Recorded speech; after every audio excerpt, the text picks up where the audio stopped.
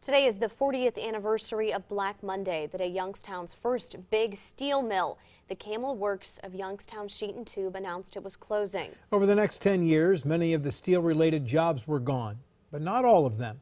There are still 73 steel-related companies in Mahoning and Trumbull counties, employing 4,000 people, a number that also includes Mercer County, but this does not include spin-off jobs.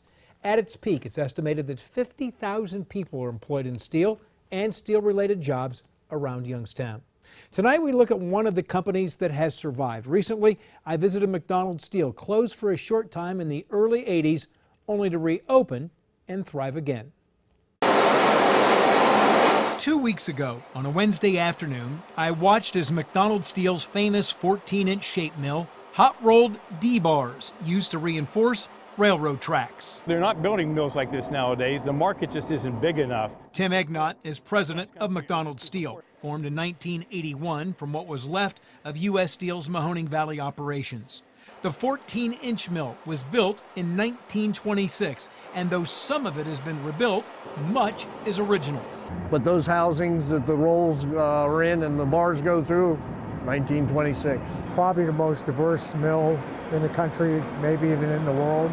Ray Fowler has worked in steel for 48 years, all of it inside the McDonald mill. When I started in 1969, there was about 3,500 people. Today, McDonald Steel employs about 100 people, making products for whoever wants to buy them. Bridge, bridge expansion joints. If you're driving a Jeep Cherokee, all the hinges on the Jeep Cherokee come from this mill right here in McDonald, Ohio. Other than the last probably year and a half, business has been slow. Other than that, we were always booming. Bill Clark is another survivor of Youngstown's steel industry. He's worked at the McDonald mill for 47 years. If you had the 14 mill, that was the money-making mill in this plant. The men running McDonald Steel are really hoping the federal government passes an infrastructure bill with Buy American provisions.